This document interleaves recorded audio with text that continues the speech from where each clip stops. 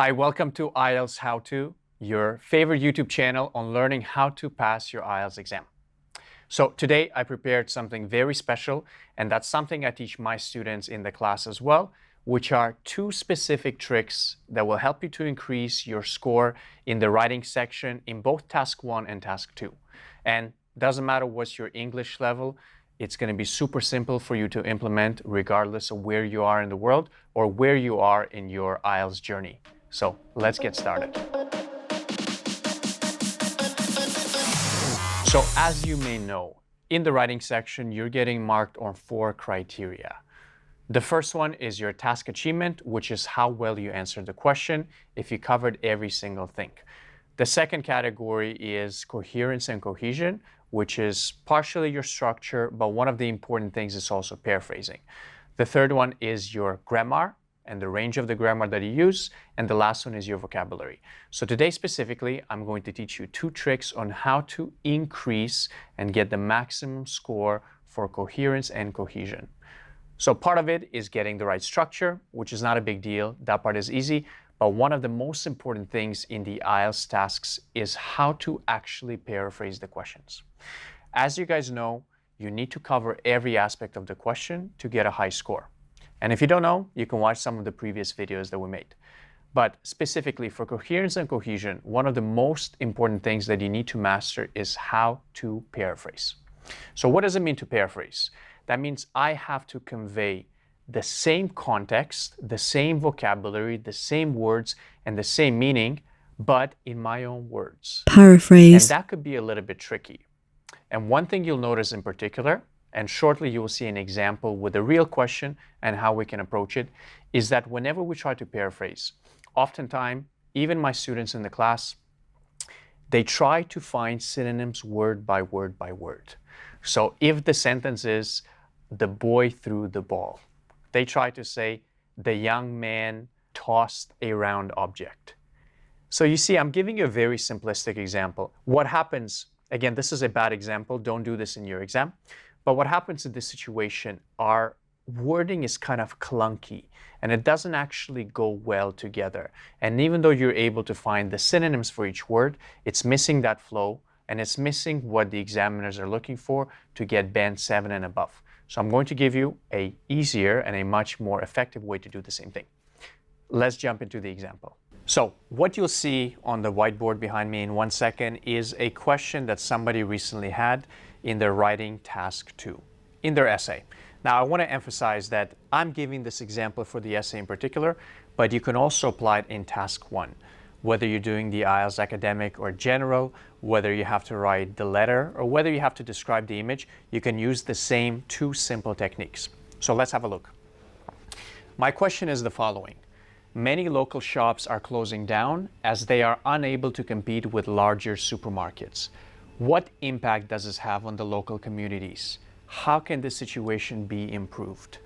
So as you guys may have been able to identify by now, this is a problem and solution essay. They give me a bunch of issues. So in this situation, the local shops are closing down and I have to describe the issues and I have to describe how I would solve this problem. Now, let's start step by step, the very simple way to actually paraphrase this question. So what a lot of students do, and a lot of, let's say, beginners or people that even have a advanced level of English, but they're not really familiar and they don't have that mastery and command of their language. So what they do is they will start paraphrasing word by word. So instead of many local shops, they might say small, maybe community shops. And instead of saying are closing down, we're going to try to find another way to express the same thing. So maybe we can say are going out of business.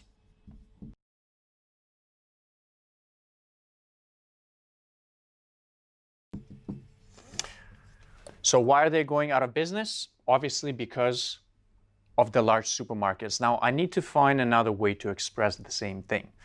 They're going out of business due to fierce competition, which is a collocation.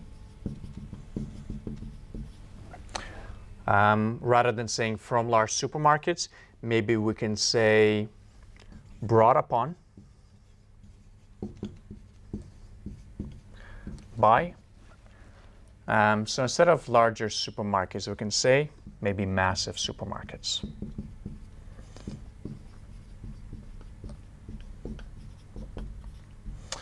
And what I want to do, and what I like to do, it's not mandatory, but you can do this as well. I like to actually put the second part of the question in here as well. So I can say maybe thus affecting. So the local communities, maybe I can say the local neighborhoods. And obviously in the second part of my introduction, I would actually answer this question and I'd provide my thesis.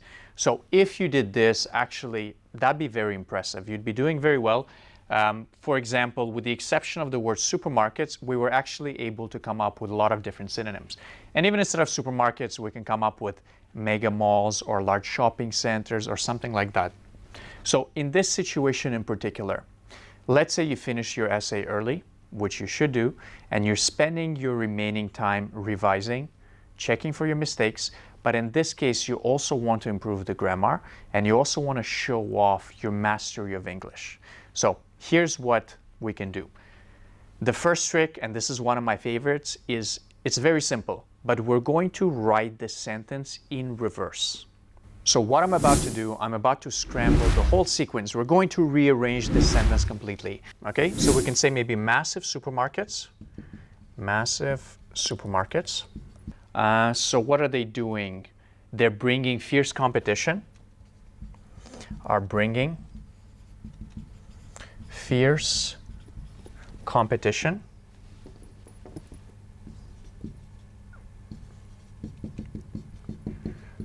to, and I can say the local neighborhoods.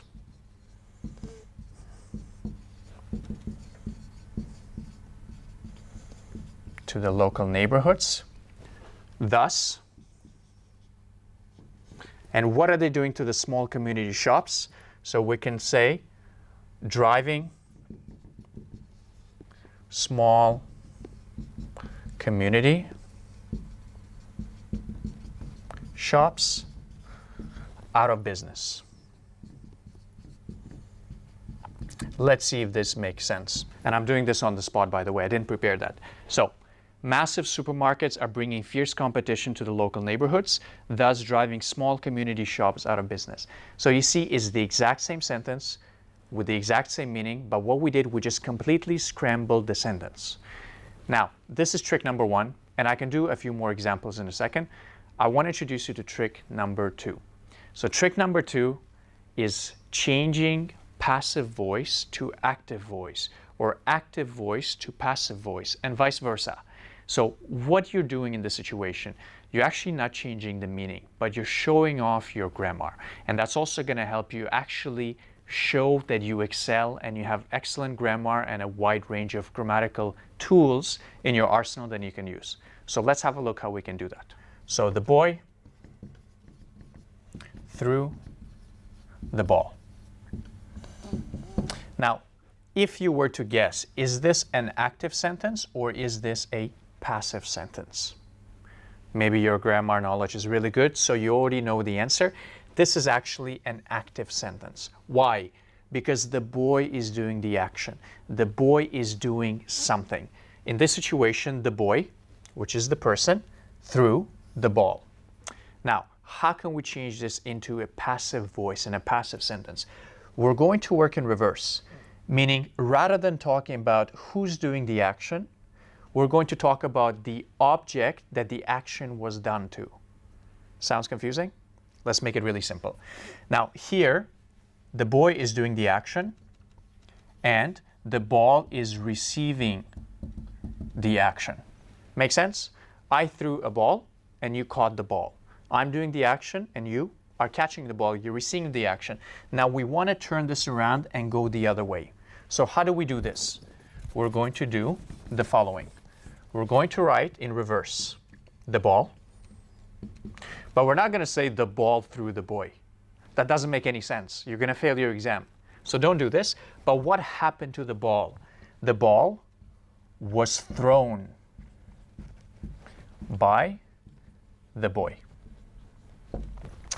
So this is a very, very clever trick, and it's going to help you actually get a higher score in your coherence and cohesion, in your grammatical range.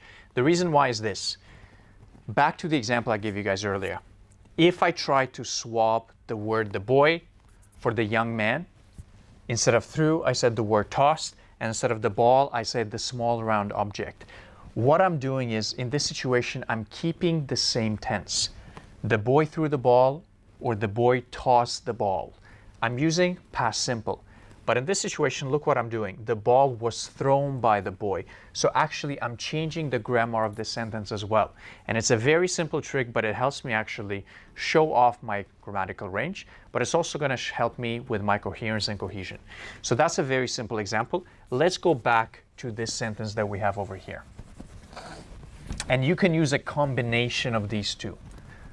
So you can use a combination of these two tricks, meaning changing the sequence and changing active voice to passive voice. And that's when it becomes really, really, really powerful. And you can use it in your essay flawlessly once you get used to it. So let's have a look here. What impact does this have on the local communities? So basically, something is happening to the local communities and it's having an impact on them, right? So again, since the action is happening to the communities, I want to swap it around. So what are we going to do? We're going to do this. So maybe communities. And it's having an impact on them. So if it's having an impact on them, what's happening to them? Maybe are being affected. Affected. And here we're saying many closing shops are many local shops are closing down. So let's swap it around. Let's change the sequence of this, and we're going to change it to passive voice. So communities are being affected because or due to. So we're going to swap this around and we're going to go the other way. So we can say due to the closure of many local shops. Okay. And here, because they are unable to compete with larger supermarkets. So if they're unable to compete, again, let's swap it around.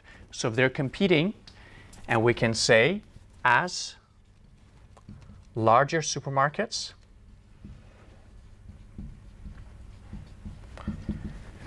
so here we're saying that the local shops are competing with the supermarkets, but we're going to change it around the other way. As larger supermarkets are bringing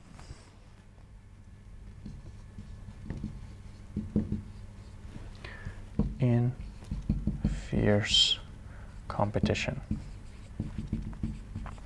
Okay, let's have a look at our final answer. Communities are being affected due to the closure of many local shops, as larger supermarkets are bringing in fierce competition. So again, this is a more simplistic approach. What I did here, I didn't actually use the synonyms like we used in the previous trick. All we did, we changed some of the active voice into passive voice or passive voice into active voice. So to go even one step further, and I don't like to do this part right from the beginning when I'm doing the essay. I like to finish the essay quickly, as fast as I can. My introduction, my body 1, body 2, and conclusion. And at the end, I like to save a lot of time. I like to save at least 10 minutes to check my mistakes and do this. So only after I finish my essay, I'm going to go back and then start paraphrasing some of these words. So back to what we were saying earlier, instead of communities, we can use the word neighborhoods. Instead of being affected, we can say maybe are being impacted, or we have the word impacted here. Maybe we're going to pick something that's more extreme, are being damaged, are being harmed. Instead of the closure of many local shops, we can use again another synonym. Instead of local shops, we can say small community stores. Instead of supermarkets, we can use the word large complexes or large shopping centers. And fierce competition, this part is pretty good. It's kind of a fancy word that's going to help you boost your vocabulary. So let's summarize everything together. Whenever you're answering your task 1 or task 2, whether you're doing the academic IELTS exam or the general training, one of the most important things is your ability to paraphrase. And what is paraphrasing? It's basically explaining the same thing, but in different words. Now, the first trick that we explained is rather than following the same sequence when you're paraphrasing the question, for example, is you actually do the sentence in reverse. And the second trick was using or converting active voice into passive voice or passive voice into active voice. And the reason behind it is it gives your essay better flow. When you're swapping the sequence, you're not repetitive and just saying the same thing in different words, but you're actually changing the flow and how your essay is being read. And the second thing is when you're changing active voice to passive voice to active voice, you're forced to actually show off your grammar. So you don't need to do this for the whole essay, but even if you incorporate these two simple tricks in a few sentences in your essay, when you've got time to proofread and check your work at the end, it's going to add you that extra spice, that extra boost to your score to hopefully get you over the line of 7 or even 8 in the writing section. Wait. Before you go, it would mean the world to me and to our team if you subscribe to our channel right now, if you click like, and if you left a comment with a feedback, anything you loved about this video or anything you'd want to see more of. I personally read all the comments. I personally reply to as many as I can. If you want to access any more free resources and bonuses and see some of our other courses, just head to www.ieltshowto.com or you can find the links below. See ya.